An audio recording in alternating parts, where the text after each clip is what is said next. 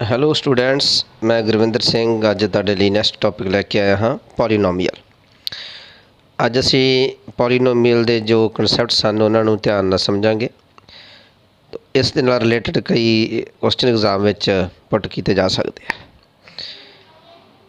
ਸੋ ਸਭ ਤੋਂ ਪਹਿਲਾਂ ਮੈਂ ਗੱਲ ਕਰਾਂਗਾ ਕਿ ਪੋਲੀਨੋਮੀਅਲ ਕਿੰਨੀ ਟਾਈਪ ਦੇ ਨੇ।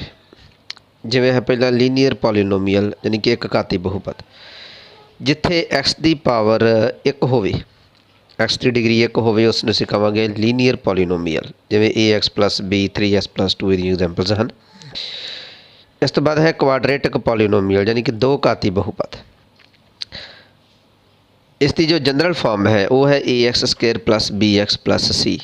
ਇਹ ਨੋਨ ਜ਼ੀਰੋ ਹੋਣਾ ਚਾਹੀਦਾ, ਯਾਨੀ ਕਿ ਜਿੱਥੇ x ਦੀ ਘਾਤ 2 ਹੋਵੇ, x ਦੀ ਡਿਗਰੀ 2 ਹੋਵੇ ਅਤੇ a 0 ਦੇ ਬਰਾਬਰ ਨਹੀਂ ਹੋਣਾ ਚਾਹੀਦਾ, ਤਦ ਉਸ ਨੂੰ ਅਸੀਂ ਕਹਾਂਗੇ ਕਿ ਇੱਕ ਦੋ ਘਾਤੀ ਬਹੁਪਦ ਹੈ। ਇਸ ਦੀ ਇੱਕ ਹੋਰ ਐਗਜ਼ਾਮਪਲ ਲੈ ਸਕਦੇ ਹਾਂ 5x² - 6s + 2। ਇਸ ਤੋਂ ਬਾਅਦ ਗੱਲ ਕਰਾਂਗੇ ਕਿਊਬਿਕ ਪੋਲੀਨੋਮੀਅਲ ਦੀ। ਤਿੰਨ ਘਾਤੀ ਬਹੁਪਦ ਕੀ ਹੈ? ਕੋਈ ਵੀ ਬਹੁਪਦ ਜਿਸ ਦੀ ਡਿਗਰੀ 3 ਹੋਵੇ, ਜਿਸ ਦੀ x ਦੀ ਪਾਵਰ 3 ਹੋਵੇ, ਉਸ ਨੂੰ ਅਸੀਂ ਕਹਾਂਗੇ ਤਿੰਨ ਘਾਤੀ ਬਹੁਪਦ। ਇਸ ਦੀ ਜਨਰਲ ਫਾਰਮ ਹੈ ax³ + bx² + cx + 4, ਜਿੱਥੇ ਕਿ a ਨੋਨ ਜ਼ੀਰੋ ਹੋਣਾ ਚਾਹੀਦਾ ਹੈ। ਹੁਣ ਨੈਕਸਟ ਹੈ ਕਿ value of px at x = k। ਇਹ ਕੀ ਹੈ? ਬਹੁਪਦ ਦੀ ਵੈਲਿਊ ਬਾਰੇ ਸਾਨੂੰ ਪਤਾ ਹੋਣਾ ਚਾਹੀਦਾ ਕਿ ਇਹ ਕੀ ਹੁੰਦੀ ਹੈ। ਇਸ ਦਾ ਕਨਸੈਪਟ ਵੀ ਐਗਜ਼ਾਮ ਵਿੱਚ ਆ ਸਕਦਾ ਹੈ। ਜਿਵੇਂ ਮੰਨ ਲਓ ਕਿ ਕਿਸੇ ਪੋਲੀਨੋਮੀਅਲ ਵਿੱਚ x ਦੀ ਵੈਲਿਊ k ਪੁੱਟ ਕਰਨ 'ਤੇ ਉਸ ਦਾ ਜਿੰਨਾ ਮੁੱਲ ਸਾਡੇ ਪਾਸ ਆਵੇਗਾ, ਜਿੰਨੀ ਵੈਲਿਊ ਸਾਡੇ ਪਾਸ ਆਵੇਗੀ, ਉਹ ਉਸ ਪੋਲੀਨੋਮੀਅਲ ਦੀ ਵੈਲਿਊ ਹੋਏਗੀ x = k ਉੱਤੇ। ਇੱਕ ਉਦਾਹਰਨ ਦੁਆਰਾ ਇਸ ਨੂੰ ਸਮਝਦੇ ਹਾਂ। ਮੰਨ ਲਓ ਕਿ ਇੱਕ ਪੋਲੀਨੋਮੀਅਲ px ਹੈ ਸਾਡੇ ਪਾਸ 3x² + 2x - 5। ਇੱਥੇ x ਦੀ ਵੈਲਿਊ ਅਸੀਂ 2 ਪੁੱਟ ਕਰਾਂਗੇ। 2 ਵੈਲਿਊ ਪੁੱਟ ਕਰਨ 'ਤੇ ਇਹ ਕੀ ਬਣੇਗਾ? 3 × 2² + 2 × 2 - 5, ਯਾਨੀ ਕਿ 33, 2 ਦੂਣੀ 4, 3 12, 2 2 ਜਾਂ 4 - 5, ਯਾਨੀ ਕਿ 11 ਬਣ ਗਿਆ। ਤਦ ਅਸੀਂ ਇਹ ਕਹਾਂਗੇ ਕਿ ਪੋਲੀਨੋਮੀਅਲ px ਦੀ x = 2 ਉੱਪਰ ਕਿੰਨੀ ਵੈਲਿਊ ਆਈ ਹੈ? 11 ਦੇ ਬਰਾਬਰ। ਸੋ ਇਹ ਬੜਾ ਮਹੱਤਵਪੂਰਨ ਇੱਕ ਕਨਸੈਪਟ ਹੈ, ਇਸ ਨੂੰ ਮਾਈਂਡ ਵਿੱਚ ਰੱਖਣਾ। ਇਸ ਤੋਂ ਬਾਅਦ ਅਸੀਂ ਗੱਲ ਕਰਾਂਗੇ ਕਿ ਜੇਕਰ x = k ਪੁੱਟ ਕਰਨ 'ਤੇ ਇਸ ਪੋਲੀਨੋਮੀਅਲ ਦੀ ਵੈਲਿਊ 0 ਬਣ ਜਾਵੇ, ਜਿਵੇਂ ਪਿੱਛੇ ਉਦਾਹਰਨ ਵਿੱਚ 11 ਬਣੀ ਸੀ, ਜੇਕਰ ਇੱਥੇ 0 ਬਣ ਜਾਵੇ ਵੈਲਿਊ, ਤਦ ਅਸੀਂ ਕਹਾਂਗੇ ਕਿ x ਦਾ ਉਹ ਮੁੱਲ ਜੋ ਪੋਲੀਨੋਮੀਅਲ ਦੀ ਵੈਲਿਊ ਨੂੰ 0 ਜਾਂ 0 ਬਣਾ ਦਿੰਦਾ ਹੈ, ਤਦ x ਦੀ ਇਸ ਵੈਲਿਊ ਨੂੰ ਅਸੀਂ ਪੋਲੀਨੋਮੀਅਲ ਦੀ 0 ਜਾਂ ਪੋਲੀਨੋਮੀਅਲ ਦੀ 0 ਕਹਿੰਦੇ ਹਾਂ। ਇੱਕ ਉਦਾਹਰਨ ਦੁਆਰਾ ਸਮਝਦੇ ਹਾਂ। ਮੰਨ ਲਓ ਕਿ px ਹੈ ਬਰਾਬਰ x² - 3x = 4। x ਦੀ ਵੈਲਿਊ 4 ਪੁੱਟ ਕਰਨ 'ਤੇ ਇਹ ਕਿੰਨਾ ਬਣ ਜਾਏਗਾ? 4² - 3 × 4 - 4, ਯਾਨੀ ਕਿ ਕੈਲਕੂਲੇਟ ਕਰਨ 'ਤੇ ਕਿੰਨਾ ਬਣ ਜਾਂਦਾ ਹੈ? 0। ਤਦ ਅਸੀਂ ਕਹਾਂਗੇ ਕਿ 4, ਯਾਨੀ ਕਿ 4 ਪੋਲੀਨੋਮੀਅਲ px ਦੀ ਇੱਕ 0 ਹੈ ਜਾਂ ਇੱਕ 0 ਹੈ। ਇਹ ਕਨਸੈਪਟ ਮਾਈਂਡ ਵਿੱਚ ਰੱਖਣਾ। ਇਸ ਨਾਲ ਸੰਬੰਧਿਤ ਕੋਈ ਸਵਾਲ ਐਗਜ਼ਾਮ ਵਿੱਚ ਜ਼ਰੂਰ ਪੁੱਟ ਕੀਤਾ ਜਾ ਸਕਦਾ ਹੈ। ਇਸ ਤਰ੍ਹਾਂ ਸਵਾਲ ਹੁੰਦਾ ਹੈ ਕਿ ਇੱਕ ਪੋਲੀਨੋਮੀਅਲ ਦਿੱਤਾ ਹੋਏਗਾ ਤੁਹਾਨੂੰ, ਥੱਲੇ ਚਾਰ ਆਪਸ਼ਨ ਦੇ ਵਿੱਚ x ਦੀ ਵੈਲਿਊ ਦਿੱਤੀਆਂ ਹੋਣਗੀਆਂ। ਉਹ ਪੁੱਛੇਗਾ ਕਿ 8 ਦਿੱਤੀਆਂ ਵੈਲਿਊ ਵਿੱਚੋਂ ਕਿਹੜੀ ਵੈਲਿਊ ਪੋਲੀਨੋਮੀਅਲ ਦੀ ਇੱਕ 0 ਹੈ, ਇੱਕ 0 ਹੈ। ਤਦ ਜੇ ਉਸ ਵੈਲਿਊ ਨੂੰ ਪੁੱਟ ਕਰਾਂਗੇ ਪੋਲੀਨੋਮੀਅਲ ਵਿੱਚ, ਜੇਕਰ ਉਹ ਪੋਲੀਨੋਮੀਅਲ ਦੀ ਵੈਲਿਊ 0 ਬਣ ਜਾਂਦੀ ਹੈ ਤਾਂ ਸਾਡਾ ਉਹ ਉੱਤਰ ਠੀਕ ਹੋਏਗਾ। ਨੈਕਸਟ ਅਸੀਂ ਗੱਲ ਕਰਾਂਗੇ ਕਿ ਜੋ ਗ੍ਰਾਫਿਕਲੀ ਰਿਪਰੈਜ਼ੈਂਟੇਸ਼ਨ ਹੈ ਪੋਲੀਨੋਮੀਅਲ ਦੀ, ਕੁਆਡਰੇਟਿਕ ਪੋਲੀਨੋਮੀਅਲ ਦੀ, ਉਹ ਕੀ ਹੈ? The graph of a quadratic polynomial is a parabola. Exam ਵਿੱਚ ਸਵਾਲ ਵੀ ਪੁੱਛ ਸਕਦਾ ਹੈ ਕਿ ਕੁਆਡਰੇਟਿਕ ਪੋਲੀਨੋਮੀਅਲ ਦਾ ਜੋ ਗ੍ਰਾਫ ਹੈ, ਜੇ ਅਸੀਂ ਪਲਾਟ ਕਰੀਏ ਕੀ ਹੋਵੇਗਾ?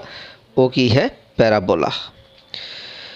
ਹੁਣ ਅਸੀਂ ਗੱਲ ਕਰਾਂਗੇ ਕਿ ਕਿਸੇ ਵੀ ਪੋਲੀਨੋਮੀਅਲ ਦਾ ਗ੍ਰਾਫ ਜਾਂ ਉਹ ਜਿਹੜੀ ਕਰਵ ਸਾਨੂੰ ਪ੍ਰਾਪਤ ਹੁੰਦੀ ਹੈ ਉਸ ਦੇ ਗ੍ਰਾਫ ਦੀ, ਉਹ x ਐਕਸਿਸ ਨੂੰ ਜਿੰਨੇ ਬਿੰਦੂਆਂ ਦੇ ਉੱਪਰ ਇੰਟਰਸੈਕਟ ਕਰੇਗੀ, ਕੱਟ ਕਰੇਗੀ ਜਾਂ ਉਹਨੇ ਬਿੰਦੂਆਂ 'ਤੇ ਸਪਰਸ਼ ਕਰੇਗੀ, ਉਸ ਪੋਲੀਨੋਮੀਅਲ ਦੀਆਂ ਓਨੀਆਂ ਹੀ 0 ਹੋਣਗੀਆਂ, ਓਨੀਆਂ ਹੀ 0 ਹੋਣਗੀਆਂ।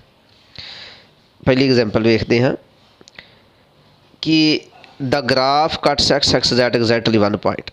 ਕਿ ਇੱਥੇ ਜੋ ਗ੍ਰਾਫ ਹੈ ਉਹ x ਐਕਸਿਸ ਨੂੰ ਦੋਵੇਂ ਡਾਇਗਰਾਮ ਦੇ ਵਿੱਚ ਇੱਕੋ ਬਿੰਦੂ ਦੇ ਉੱਤੇ ਸਪਰਸ਼ ਕਰ ਰਿਹਾ ਜਾਂ ਕੱਟ ਕਰ ਰਿਹਾ, ਤਦ ਇਸ ਪੋਲੀਨੋਮੀਅਲ ਦੀ ਸਿਰਫ ਇੱਕ ਹੀ ਸਿਫਰ ਹੋਵੇਗੀ। ਇਸੇ ਤਰ੍ਹਾਂ ਜੇਕਰ ਕੋਈ ਵੀ ਗ੍ਰਾਫ ਪੋਲੀਨੋਮੀਅਲ ਦਾ ਐਕਸ ਐਕਸ ਨੂੰ ਦੋ ਬਿੰਦੂਆਂ 'ਤੇ ਕੱਟਦਾ ਹੈ, ਜਿਵੇਂ ਮੰਨ ਲਓ ਇੱਥੇ ਏ ਅਤੇ ਏ ਡੈਸ਼ ਉੱਪਰ ਕੱਟਿਆ ਹੈ, ਇੱਥੇ ਵੀ ਏ ਡੈਸ਼ ਏ ਉੱਪਰ ਕੱਟ ਰਿਹਾ ਹੈ, ਤਦ ਇਸ ਪੋਲੀਨੋਮੀਅਲ ਦੀਆਂ ਦੋ ਸਿਫਰ ਹੋਣਗੀਆਂ, ਜਾਂ ਅਸੀਂ ਇਹ ਕਹਿ ਸਕਦੇ ਹਾਂ ਕਿ ਇੱਕ ਕੁਆਡਰੇਟਿਕ ਪੋਲੀਨੋਮੀਅਲ ਹੀ ਹੈ।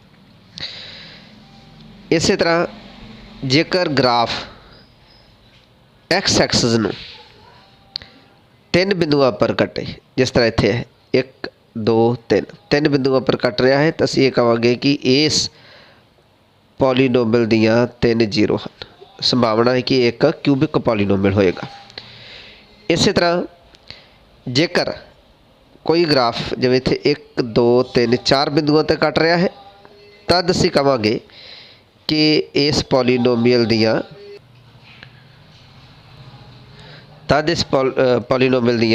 ਚਾਰ ਸਿਫਰ ਹੋਣਗੇ।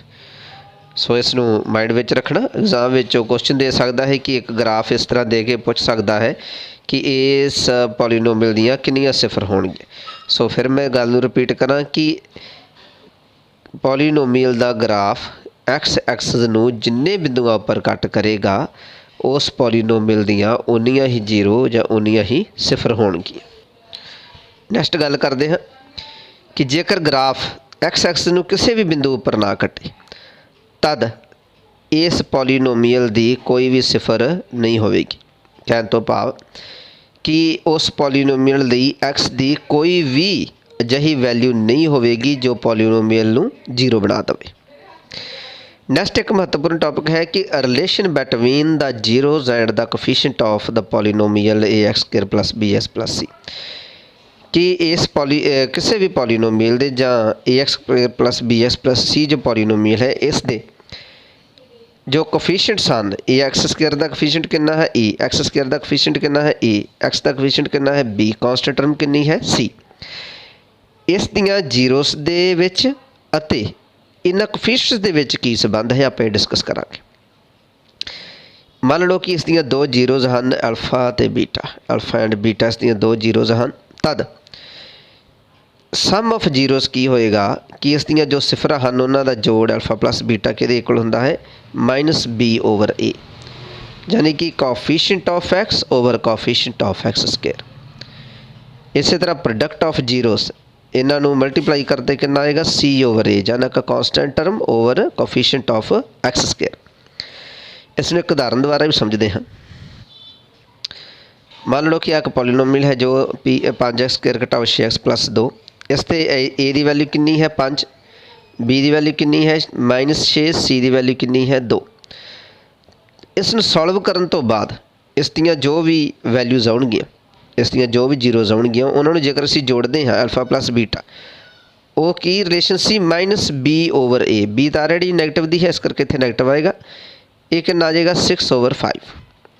ਇਸੇ ਤਰ੍ਹਾਂ ਦੀ product alpha beta Ki he constant term over coefficient of x², ਯਾਨੀ ਕਿ c/a, ਇਹ ਕਿੰਨੀ ਆ ਗਈ ਹੈ 2/5। ਇਸ ਦੀਆਂ ਜ਼ੀਰੋਜ਼ ਕਿਵੇਂ ਫਾਈਂਡ ਆਊਟ ਕਰਨੀਆਂ ਹਨ, ਇਹ ਮੈਂ ਨੈਕਸਟ ਵੀਡੀਓ ਵਿੱਚ ਹੋਰ ਵੀ ਕੋਈ ਕਨਸੈਪਟ ਨੇ ਉਹ ਤੁਹਾਡੇ ਨਾਲ ਕਲੀਅਰ ਕਰਾਂਗਾ। ਸੋ ਇੱਕ ਬੇਸਿਕਲੀ ਇੱਕ ਮਹੱਤਵਪੂਰਨ ਕਨਸੈਪਟ ਸਨ ਜੋ ਬਹੁਪਦ ਦੇ ਨਾਲ ਰਿਲੇਟਡ, ਪੋਲੀਨੋਮੀਅਲ ਦੇ ਰਿਲੇਟਡ, ਉਹ ਤੁਹਾਨੂੰ ਸਮਝ ਆ ਗਏ ਹੋਣਗੇ। ਇਸ ਨੂੰ ਵੱਧ ਤੋਂ ਵੱਧ ਵੇਖੋ, ਰਿਵਾਈਜ਼ ਕਰੋ ਤਾਂ ਕਿ ਤੁਹਾਡੀ ਮਾਈਂਡ ਦੇ ਵਿੱਚ ਪੂਰੀ ਤਰ੍ਹਾਂ ਆ ਜਾਣ। ਫਿਰ ਐਗਜ਼ਾਮ ਦੇ ਵਿੱਚ ਸੋਲਵ ਕਰਨ ਲੱਗਿਆ ਇਹਨਾਂ ਨੂੰ ਕੋਈ ਵੀ ਤੁਹਾਨੂੰ ਮੁਸ਼ਕਿਲ ਜਿਹੜੀ ਹੈ ਉਹ ਨਵੀਂ ਆਏਗੀ। ਸੋ ਇਸ ਟੌਪਿਕ ਨੂੰ ਸਟੂਡੈਂਟਸ ਚੰਗੀ ਤਰ੍ਹਾਂ ਕਰਨਾ, ਅਤੇ ਜੇਕਰ ਤੁਹਾਨੂੰ ਇਹ ਵੀਡੀਓ ਜਾਂ ਕਨਸੈਪਟ ਬਿਹਤਰ ਲੱਗਾ ਹੈ, ਇਸ ਨੂੰ ਵੱਧ ਤੋਂ ਵੱਧ ਅੱਗੇ ਸ਼ੇਅਰ ਕਰੋ ਤਾਂ ਕਿ ਹੋਰ ਵੀ ਸਟੂਡੈਂਟਸ ਇਸ ਦਾ ਫਾਇਦਾ ਉਠਾ ਸਕਣ।